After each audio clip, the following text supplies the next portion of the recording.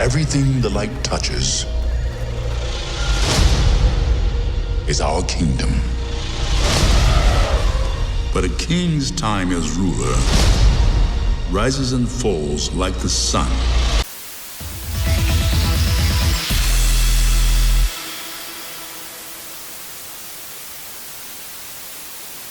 Hello and welcome to Watchin Stuff, the show about watching stuff.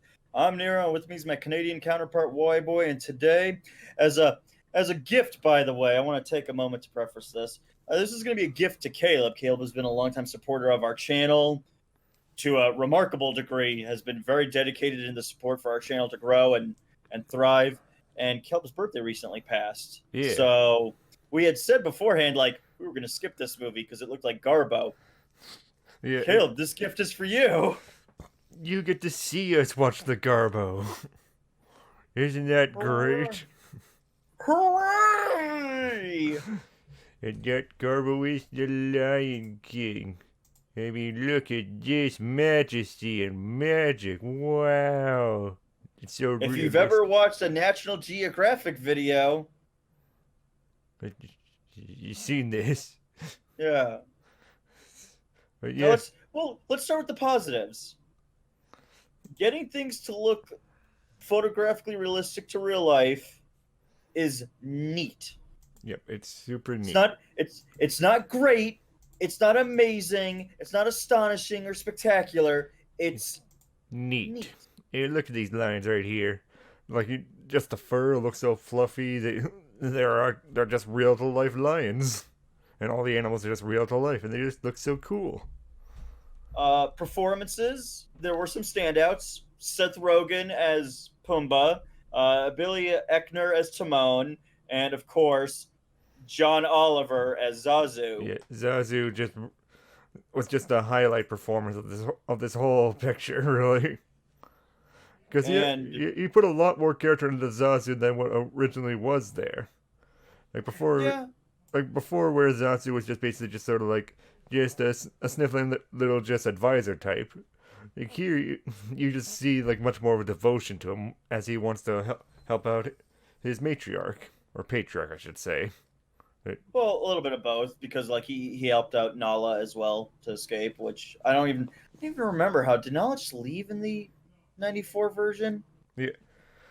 Yeah, I honestly, like, I'll just preface also my thoughts on this. Like, I haven't seen The Lion King since I was a little kid, so I more was just enjoying this, more viewing this from the perspective of just like, is this enjoyable just from a narrative perspective? Look, I haven't seen the '94 one in a while either, but that said, I hate when people are going to argue you shouldn't compare them. It's the same studio making the same movie. This is just the same. Like, it's so much the same that it's an animated film. Yeah. At least the other ones could allegedly boast, like, it's live action. Yeah, they're just shifting things up in them. Like for Aladdin, they did change things up, like motive-wise and just character-wise. So in terms of like comparison of the '94 film, the 2019 film. First off, I think it's fair. Yeah, I think it's fair. Like, because it's made by the same company and all that. Like, people on our Mulan video have criticized us for calling it like a rehash and all that, like using the term rehash, because obviously like the connotation when it comes to rehash is basically just like always negative and all that sort of stuff. But when we were really saying rehash, it really is just more just saying what it actually is. It's just the same company doing the same idea. Even if it's in a different sort of spin on it, it's taking the same idea and redoing it in a new way. That's really what a rehash is. Yeah. I'd like to point out. Yeah. Rehash. Verb. Put old ideas or materials into a new form without significant change or improvement. Like the Noun. Yeah. A reuse of old ideas or material without significant change or improvement. Yeah, exactly. And like the change or improvement it's very subjective when it comes to movies and stuff, like anything. Well, change isn't subjective. Change is fact. Yeah. Like this wasn't in the previous one. That's fact. Subjective part is it an improvement? Yeah. And like for just some of these movies, like for Jungle Book and Aladdin, there were some changes that I really liked in them that basically did improve them, and then there were changes that didn't help them. But those are like those movies. The Lion King is really the first movie that I've seen where the changes were like I can only list like two changes, where it was like Zazu and Timon and Pumbaa's like theming of Hakuna Matata, where they actually went a little bit more in depth to it. Everything else, it's really one to one. And then sometimes downgraded. I mean, I never thought the musicals were good in the '94 one at all, but these were all Yeah. off. Yeah, like the sound design was very good, but to describe each one of the musical numbers, it's really just like animals walking straight through the scenery, singing their songs, and then they walk back, they walk forward, and back. It's really just sort of a sightseeing tour of choreography, where really the choreography is more on the scenery, not really the animals, because like Jimmy Kimmel like released the clip of Hakuna Matata onto his show, and literally the song for Hakuna Matata is just like Timon and Pumbaa just like crisscrossing between each other while they're singing Hakuna Matata. It's really dull to watch. Like there's energy in the music and such, but there's just not energy in the actual performance that's on screen, unless you're considering just the scenery around them. Yeah, this comes to the fact that while the character models and the scenery may be photographically realistic, the detriment to that is there's no expression. And anybody who makes the argument of, well, you have to go into the theater like realizing that, no, it's an animated film. No matter what Jon Favreau says. Yeah, it's like, sorry, Jon Favreau, you made a cartoon. Get over it. Yeah, just a photorealistic cartoon. Like, congratulations, you made a cartoon that looks like real life. Yeah. Kudos. You want a cookie? Here. Because, frankly, yeah, this isn't, like, but everything looks pretty. Great, so does a photo. What's your point? A photo is just that. It's a stagnant image. That's what this felt like. A stagnant image. Yeah. And, like, just looking at the animals just from their posters, because this was, like, their main source of advertisement and such, like, the animals do look great in this. They look like animals. Yeah, they look like animals. I'm not going to fault that. Yeah, they look like animals. They got the fur, and it's just, like, really well done. Like, they're definitely going to get, like, some sort of award for the visual effects and such. Like, that's undeniable. That's what disgusts me about this movie so much, is it felt like Disney was just baiting for, like, man, we're doing this to show off what we can do and get an award for it. What about being storytellers? What about being storytellers? You used to do that once. Yeah. Well, we're not doing that anymore. Look, Eisner used to take risks, kind of sometimes to the company's detriment. Oh, what about Iger? Iger plays it safe. So he's great for the shareholders, which at the end of the day, that's all Disney cares about really is the shareholders. It's not about the art of filmmaking or storytelling. That's not even close. Yeah. Not even in the realm of care. Yeah. No, it's true. Like people feel like if Disney really cared about like being storytellers, they'd take Walt's advice of just move forward and keep moving forward, not backtrack to let's remake like our whole library of like films in a live action. Something Walt probably never would have like even considered doing. Well, maybe I think even sequels was something Walt was like, no, sequels is where you go when you're out of ideas.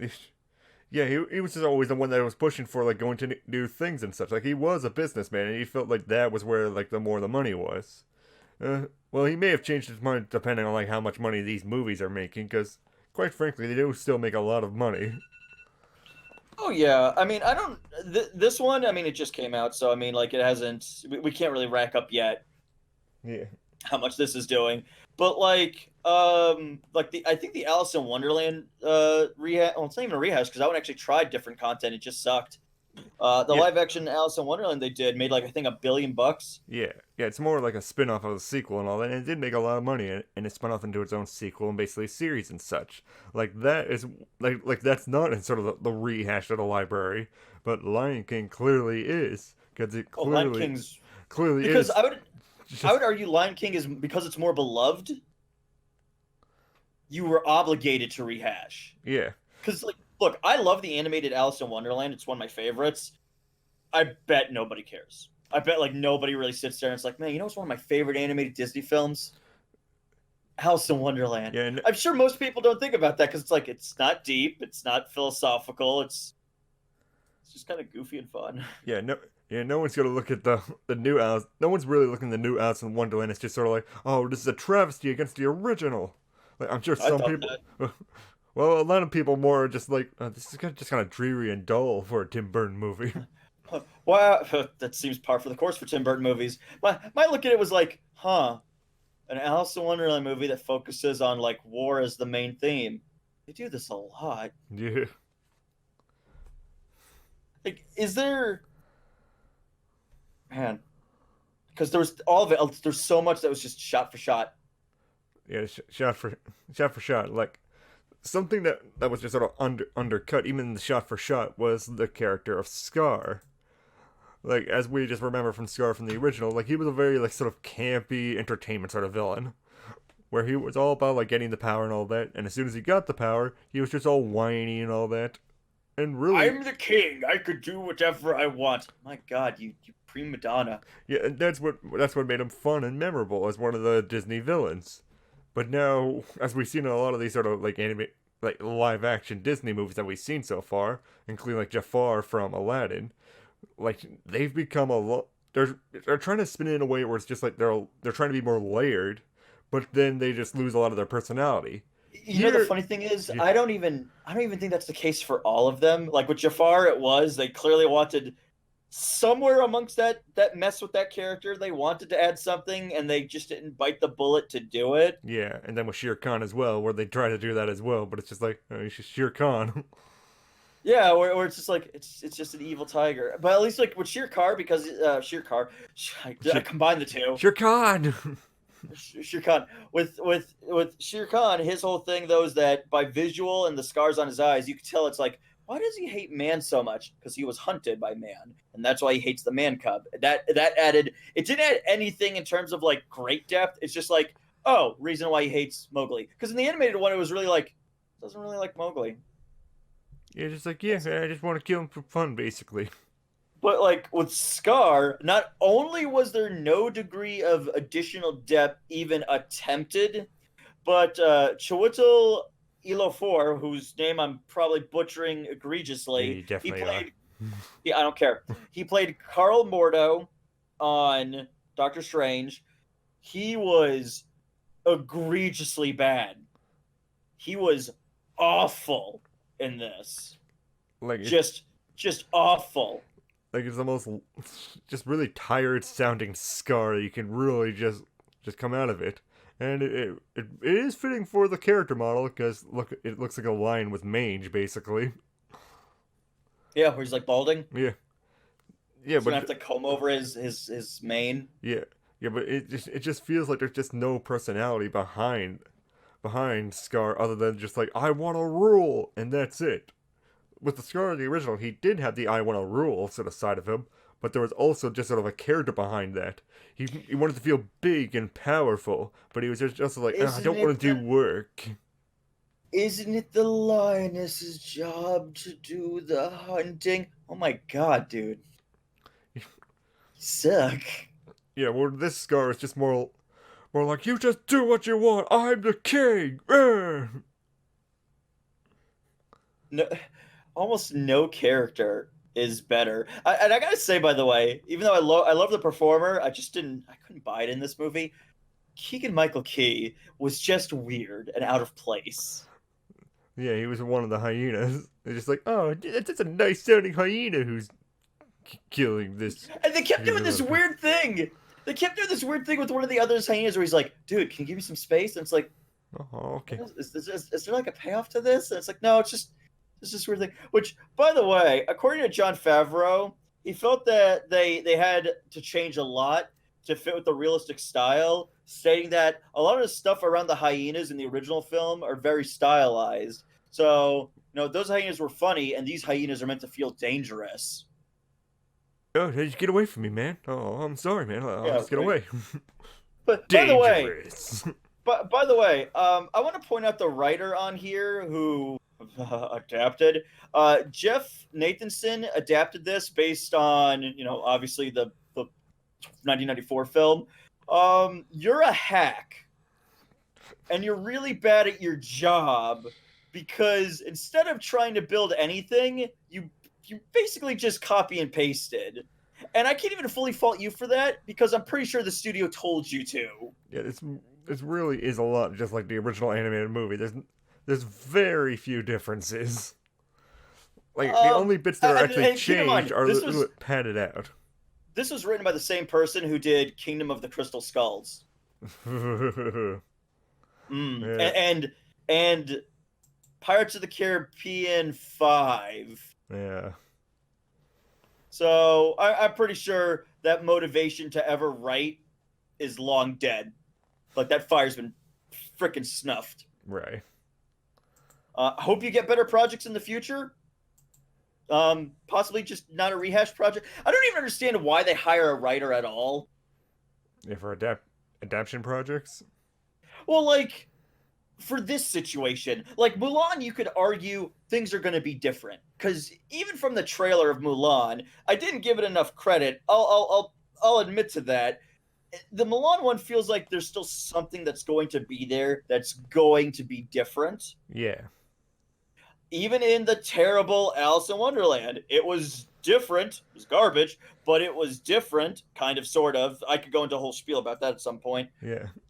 But with this, what was the point of hiring a writer? Yeah, nothing's really changed. Yeah, exactly. It's all just the typical sort of stuff that we just seen before. Like Scar didn't get more. We didn't get a better relationship with Nala and Simba. It's still Simba is still as horribly written here as he was in the '94 film.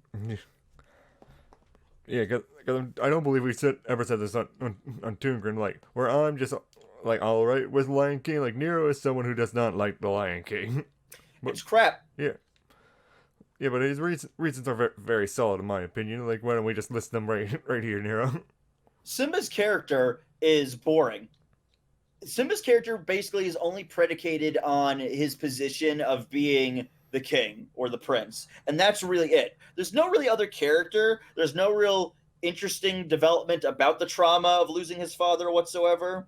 It's really all pushed aside because after the trauma, he runs out to the desert, meets Timon and Pumbaa, and that's it. That's why, like, that he has like that scene where it's, "No, you don't know what I've been through." Yeah, I mean, after my dad died, and I believe that was my fault, the first thing I did was I ran out to the wilderness. I got adopted by a pig and a meerkat, and that's it. Like, he took up a hedonistic lifestyle, and that's it. Like, it's not like he's Batman, who's like traumatized by the ordeal of losing Thomas and Martha to such an extent that he became a watchful avenger and a dark knight for the city of Gotham to make sure no child will lose their family to some punk with a gun.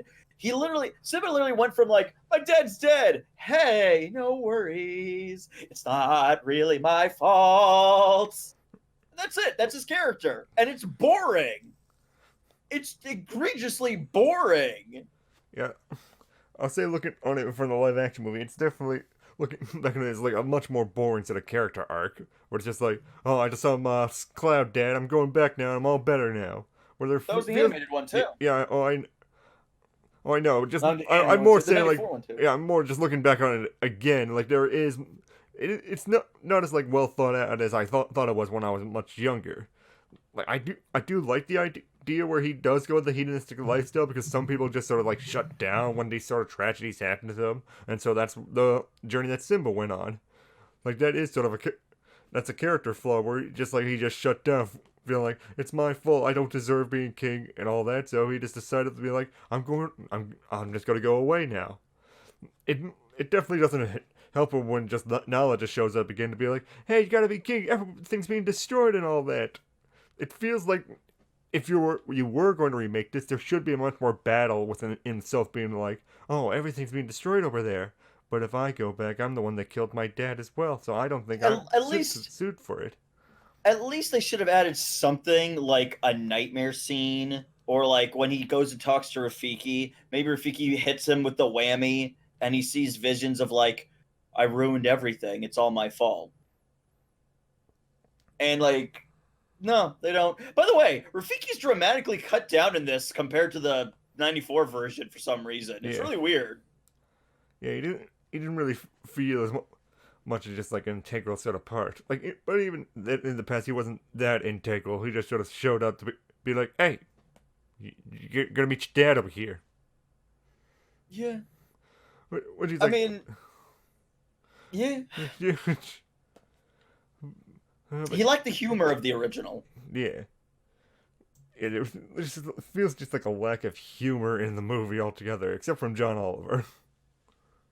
Yeah, but that could just because John has just got a quirky personality to him as just a human being because he's a comedian by nature. And also the Michael Key as the hyena as well. Like, Which, by the way, this is a weird hang-up.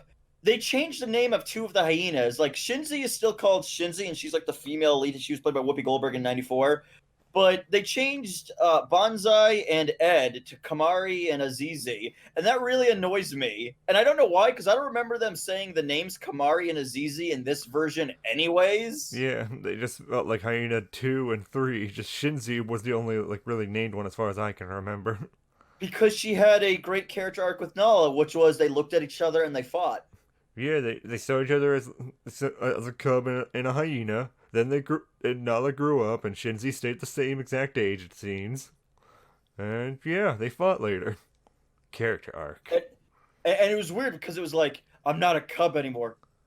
This was not set up in really any way. Like, she didn't single out Nala before. She singled out Simba. Yeah, specifically, she singled she wanted to end like Mufasa's bloodline. Yeah, they had nothing to do with Nala at all. No. Shinzi, I think you're just silly. This is such a celebration of mediocrity. Yeah. Like, everything that was in the original, it's here. Oh. And you can't even make the argument, but now you get to see it in live action. No, you get to see it animated just to look photographically realistic. Who cares? Yeah, exactly. If anything, that feels kind of insulting because it's like you're saying, by the way, the 94 one is invalidated because the studio that made that's like, yeah, but it's not real. Yeah. You know, like that's not a real film because it's a cartoon and it was drawn. Not like this. This is real. Yeah, that's what it feels like. It really is just pushed by that whole idea of Jon Favreau just being like so adamant, being like, "Don't call my movie animated." Where it's just like it's not an insult to be an animated film. Like I have friends who work in the visual effects field. They have to animate these effects and such. It takes a lot of hard work to animate, even in 3D. No, I'll definitely give credit where credit is due. By the way, the animation industry, either hand drawn or the people who do like CGI effects and everything, they are constantly thrown under the bus and constantly disrespected by the film industry because they are treated as a expendable feature of the industry, as opposed to like, because here's the thing: almost every movie you see in modern age, those people, those artisans are the reason you have the privilege to have them. Those artisans are the reason I got to see Mysterio in a film. Those artisans are the reason I got to see Thanos fully realized on a screen. Yeah, they're the ones that are just cleaning up and just really just bringing these things to life and such. And like they did bring this to life. It's just a sad fact where it's just like the direction behind the animation just made everything a little bit just too static in their facial expressions. You know, it's funny. I feel like you're still being generous where you're like, it's a little too static. It was just static. Yeah. The end. It wasn't even little. Like, it looks like real animals. We're not going to debate that. It looks like real animals. Yeah, but if you just compare it to, like, this is just a real life picture of some lines and also the animated Simba and Nala fighting. Like, both those show way more sort of expression than anything you see in the actual live action one. Like, maybe I am being a little bit nicer to them because I just appreciate what the visual effects artist did for it. And I'm more upset at, like, the director of it, who didn't push enough for those sort of, like, cartoony expressions. And here's the thing. can you fully even put all blame on Jon Favreau? Because easily the higher ups could just be like, no, do it like that. Because people like to think a director is this magical entity that has full control over a project and like full capacity to change things and like the flow of like sometimes that is the case, like in the case of the original Star Wars, like the original prequel trilogy, because George Lucas wrote and directed those. Yeah. He had full reign on that. Right, exactly. Like, there's one thing Committee. that I want to bring up as just sort of a comparison Like piece. there are higher ups sitting in the Disney offices that are going to tell you, you know, no, you have to do this. This needs to be in there because like Be Prepared in this movie sucks. It is wretched. Yeah, if you just remember the original one where it was just sort of like a mixture of just a talking sort of song mixed with an actual like singing song, this is just straight talking. Talking to like a really low beat of it. Of Be Prepared. Until the very end where it's just like, be prepared! Yay! And just to go back to the expression sort of thing, like before we even watched the movie and such, like Nero brought up a good point of just comparison. It's just like there was once a Donald Duck advert that Disney put around with a little like animated white duck in it. And I just found these pictures of it. I just look at that. Like that's a happy duck. That's an expressive, but it's photographically realistic, but it's also expressive. The trade-off is they wanted the Lion King to be so photographically realistic that it just lacks all expression. Yeah, and it's sad because like the kids, like J.D. McCreary, who played young Simba, really delivering. Yeah, you can really sing. Well, it's not even just sing; it's also just like the sadness, the cracks in the voice when the Mufasa death scene happens. It's so being sold so well, but Simba isn't expressing anything because it's a realistic lion. Yeah. So you just look at it, and it's just like, it's not even like sad cub. It's just like cub. It's just a cub right there. Boop his nose. And the entire time, you just like every other scene where like they look at each other, you can just be like, this is where an emotion would be if they had emotions. If we expressed like that because we're photographically realistic, it's just yeah, like when some of these animals look at each other and they're supposed to be like a menace, it's like it's a hyena, it's a lion, and they're staring at each other. And this, yeah, like there's nothing's being conveyed because they can't convey anything. Yeah. So I mean, in terms of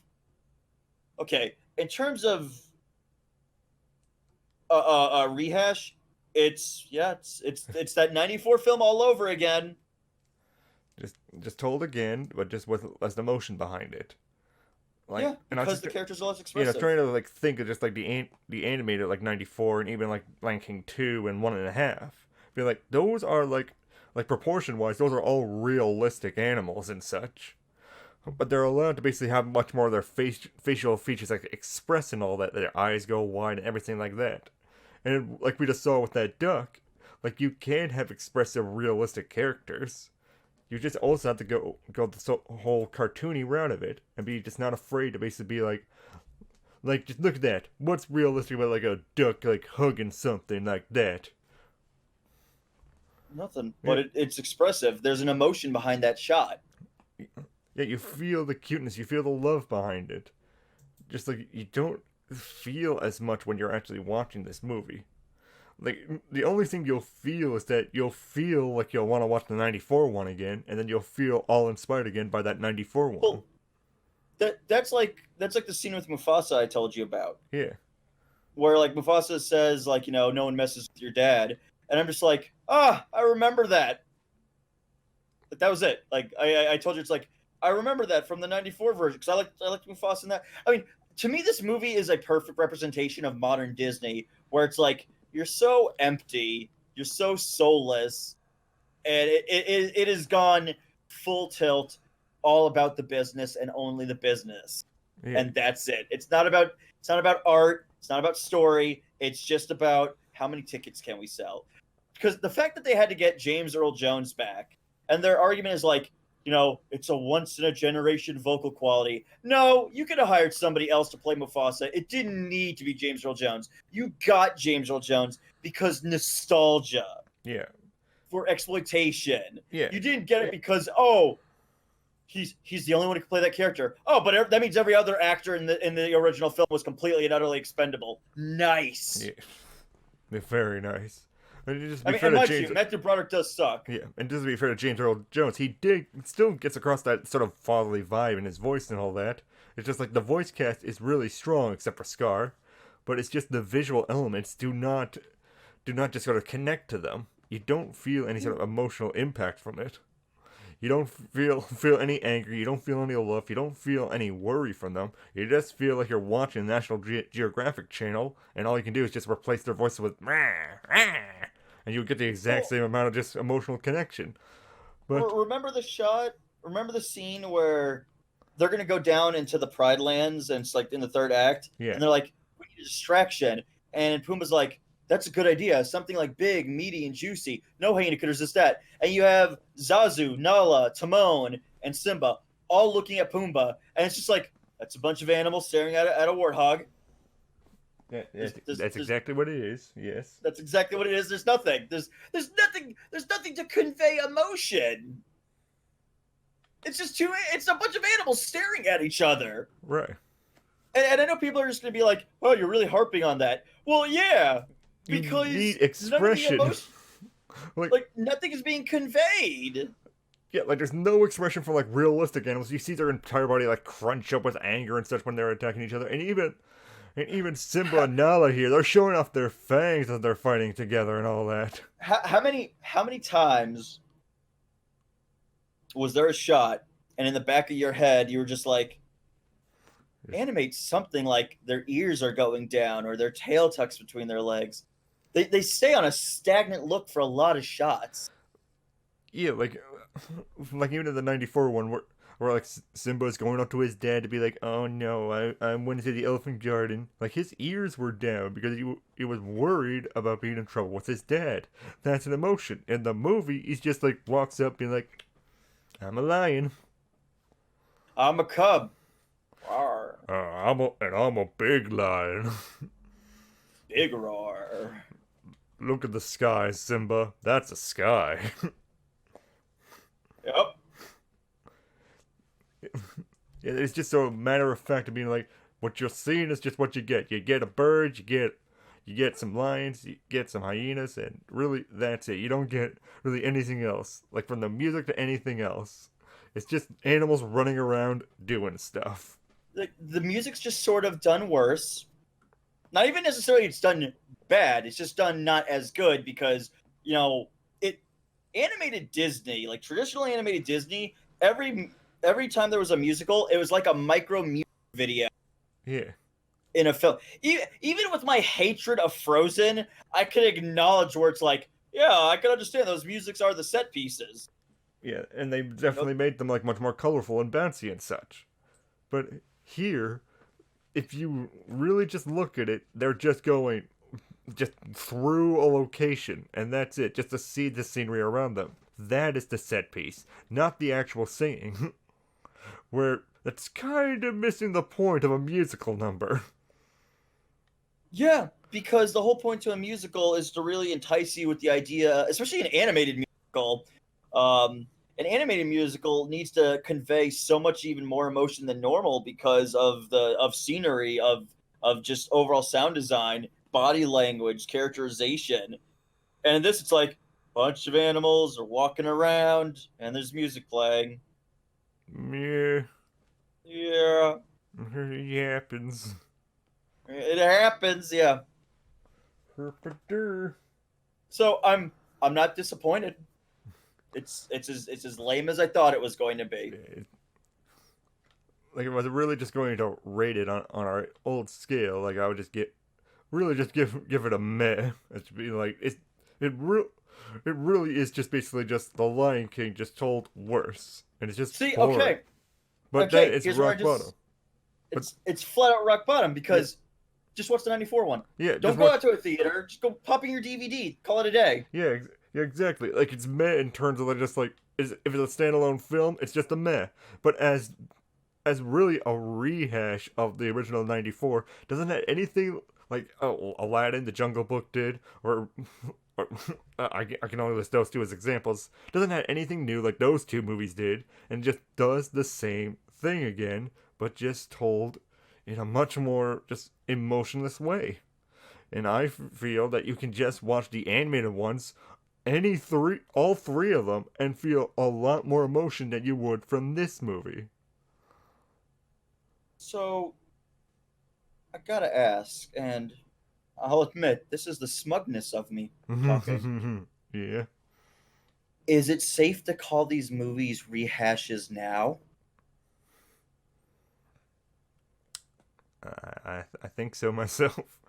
Like when we did the Mulan video, I was a little bit a little bit iffy on it. It's like, is it too mean to call it a rehash? But then I just realized being like, well, they have like original Mulan, the animated one, and now they have live action Mulan, which even if they change things up, they're basing on their own product that they've made themselves and redoing it. It's rehashing it. It's like if I made Cartoon Corner, just made it like Toon TV and just did the same setup, but only just changed a few things. It would be a rehash of my original show. Smolder will now be played by John Oliver. Hey, that would be great. And we'll cast John Oliver as puppet. Yeah, I'll just give him like orange hair. And a big nose. It'd be perfect. I don't need to give him a big nose. He already has one. We gotta. Who? John Oliver or puppet? No, John Oliver. Like, come on. We gotta like let John Oliver just work with his like strengths, Nero. That's why they didn't even CGI Zazu. It was John Oliver in a bird costume the entire time. That would have been amazing. Man, I hope when he does like Last Week Tonight, he does that as one of his jokes.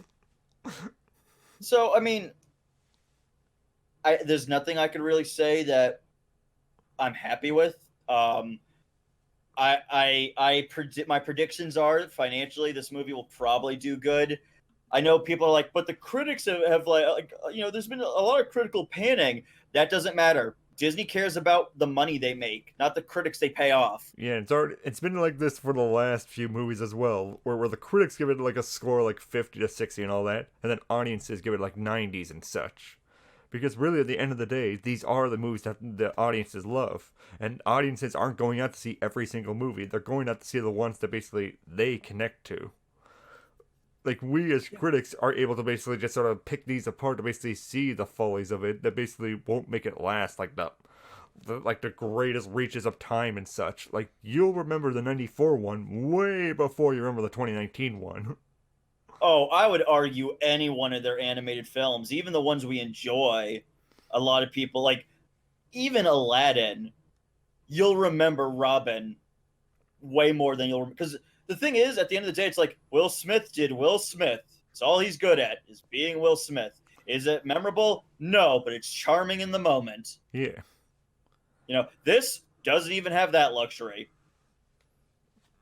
Like, nobody's like, oh yeah, man, that performance is really good. Like, Seth Rogen was just Seth Rogen. Yeah. Nothing really changed. Yeah, simple as that. It didn't add anything that would really make me just say anything other than it's a meh movie, but just a rock bottom like viewing experience. Didn't I tell you it's like if you just took the audio track of this one and laid it to the visuals of the 94 one, nothing would change? Yeah. Yeah, I always want to do, like, when the DVD comes out and just, like, like, the actual movie comes out, I wanted to basically just sort of overlay the animated one with the live-action one and just see how close it is. Like, the only things that are actually, like, different were just, like, very, like, minute things. Like, just the one scene that I'm just definitely going to spoil and such because it was just so stupid. Like, after, like, Nala talks to Simba and be like, you gotta come back, Simba, and Simba's just like, oh, I'm conflicted. He rests in some flowers and, like, the flowers fly off and such, and Rafiki gets to be like, oh, Simba's alive, yay! Yeah, the whole the film, the scene where like the winds travel to Rafiki, giving that sense of magic as like, the king will return. Yeah, well, let's describe the 2019 one. First, it's not like a piece of flour or anything like that. It's some of Simba's fur. It flies off So in it's the like wind. a wad. Yeah, It's like a wad. it's a wad of fur. It lands in some water, goes downstream, gets picked up by a bird, goes to its nest. The bird goes into the nest, tries to put it in there. Bird flies away. The other bird basically takes it out of the nest, throws it out, and then lands on a leaf, which is eaten by a giraffe, who later goes and poops it out for a dung beetle to roll it up. And then the dung beetle rolls it off a little ledge. It breaks apart. Then the wind carries it again, goes across the desert, and then it's picked up by some ants that goes up Rafiki's tree, and Rafiki picks it up and sniffs it, be like, "Oh wow, it smells like poop." And Simba's alive. And Simba's alive. It's a miracle. Ugh. Oh my god, it's in my nose. Yeah, that's also just like even worse. Even worse. Metaphor. Yeah, even worse than it just be like the 94 film again. It's the 94 film, but with just extra steps added on top of it to basically make it less magical, but more realistic. If there was ever a perfect metaphor for like live action Disney films at this point, where it's like you remember it being magical and whimsical, and then it just gets like pooed out. Yep, that's it. I mean, I'm kind of interested in seeing Maleficent because it's at least different because it's being told from her perspective as opposed to being told by Aurora's perspective. But I don't care enough, and I don't respect Disney at all in the creative industry whatsoever. Yeah. I really look at Disney the same way Rick Sanchez looks at bureaucrats. I have no respect for them in any capacity. Exactly. Which, people are going to be like, that's unfair. Yeah. Yeah, but just for you, just Disney hasn't earned that respect. And just for me, I think the best comment I've heard is somebody said, I used to love Disney, and now I can't stand it. And my response was, congratulations, you just got to where I was when I was 10 years old. Yay! Like it's really too bad. Like when it comes to Disney TV, like we see like stuff where they're actually like experimenting, doing all these sort of crazy things and all that sort of stuff. But just with the Disney movies nowadays, it just seems we're just gonna keep getting these rehashes for a while now. And well, dude, they've already announced like Hercules, Mulan. We've seen is coming. I don't know if they're doing Princess and the Frog. Rumor that may or may not be true. I don't think it's true, but they said like Treasure Planet, which I doubt because Treasure Planet bombed. yeah. So I'm sure they're not going to even touch that one. Yeah, because no one's going to give a crap about it. I mean, I do. It's called Treasure Planet. It's an amazing animated film, and I love it. Yeah. Oh, I know, but the general populace doesn't really care for it. Oh, nah, dog. Not even close. And like, there's going to be they're doing the Cruella de Vil movie. They're giving her It's going to teach us why she wanted to skin dogs. And really understand. Don't you want to learn about this sympathetic character? She wanted to take a bunch of puppies and skin them to make a coat. I don't know where you're going to be like, man, look. Shouldn't like we spin the positives of John Wayne Gacy? I don't think we can do that. Yeah, let's do it anyways. And then, like, by the way, but Disney Plus, right? Yeah. Lady and the Tramp, the remake, is going to be on there because nobody would pay to go see that garbage in a movie theater. Because the Lion King looked expressionless. Was it like millions of dollars? Just imagine basically a direct-to-TV Lady and the Tramp. It looks like dogs, and they might be real dogs. Yeah, they're probably real dogs, and they're going to either CG their mouths or going to do the whole telepathy thing, where it's just like they're just going to stare at each other. We're like, oh, hello, I'm Tramp, and are you Lady? That sounds horrible. Yeah, it's either one of those two ways. By the way, just because I'm going to spoil Lady and the Tramp because I don't care. They already said we're going to keep the iconic spaghetti smooch scene in there. Are they going to keep it? Yeah. Well, of course they're going to keep it. They're going to do a new version of the Siamese, though, because they don't want to be racist. Yes. They're going to still keep the scene. They just won't be Siamese. Which would be funnier, by the way, if they were just two different breeds, but they still talked like that racist Chinese accent. Oh yeah, it definitely like, would. Like they're two like furry Garfield, like big fluffy red like tabbies, and they're still doing like we are Siamese. And it's like, wow. Oh god, that's even worse. This is somehow even way worse. Yeah, I wish people would wake up and like realize where it's like you need to stop defending Disney like you're their last bastion of hope. They're a monopoly, basically. They're a monopoly. They own literally the second biggest comic book company in the world. So much so that company's doing so poorly though they have to go to IDW.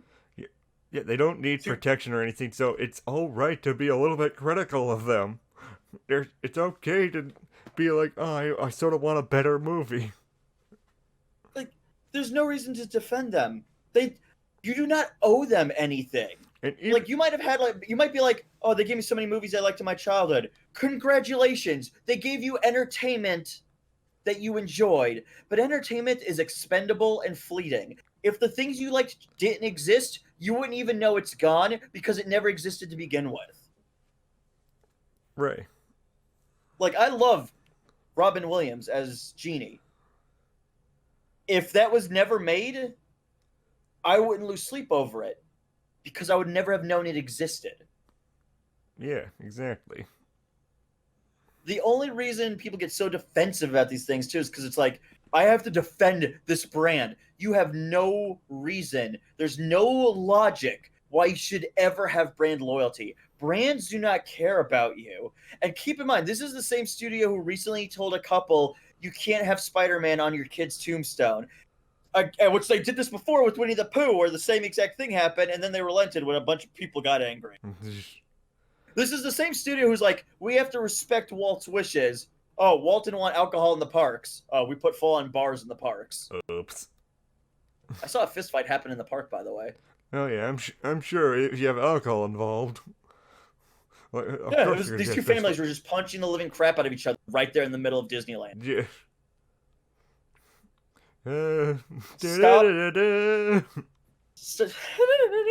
Stop protecting this brand. I know this sounds very preachy. You do not owe them anything. Yeah. Because they will not go up to bat for you. You can be critical of them and still enjoy their stuff. I mean, I like Wreck-It Ralph too. Yeah. Yeah, we like Amphibia. There are many things that we still like, but we're going to be critical of them because that's what I would expect from just entertainment. I want people to be even critical of us. Like, if we make a mistake, we want to get better. Yeah, well, it's like when we send out our manuscript to like get feedback about our children's book project we're working on. I don't want you to blow sunshine up my butt and be like, oh, you did a good job. No, I need the truth. That's how I improve. If you just kiss my butt, you're not doing me any favors. Yeah, exactly. And that's the problem with Disney. Everyone kisses their ass. Yeah, we're not doing them any favors with doing that, and it doesn't really affect them either way. No, at the end of the day, like, that's why, like, when it's like, you know, critics have said so many things, you know, this is soulless, this is pointless, this is creatively bankrupt. All true, in my opinion. Who cares? The Disney execs at the end of the day are going to ask, so did it make the money? Yeah. Oh, then who cares? Yeah, that's all they care about. That's all any film. That's every film. Yeah. Yeah, it's like us being like cynical and all that. Like, this is just end of the day. Like, people have to put food on their plates and such, and even the Disney execs with all their money. That is just the want. Even that. Think of it from the perspective if you were in their position. You're sitting at the table. You're putting down money for this project to be made. Don't you want there to be a return on the investment you made? Yeah. You basically work on a career of loaning out money, and you'll make more back. Yeah, exactly. You want it to be successful. You want it to connect to people. So if they can get it with like movies like The Lion King and such, they're going to continue doing The Lion King, and movies like it. Yeah. I'm sure there's going to be plenty down the line.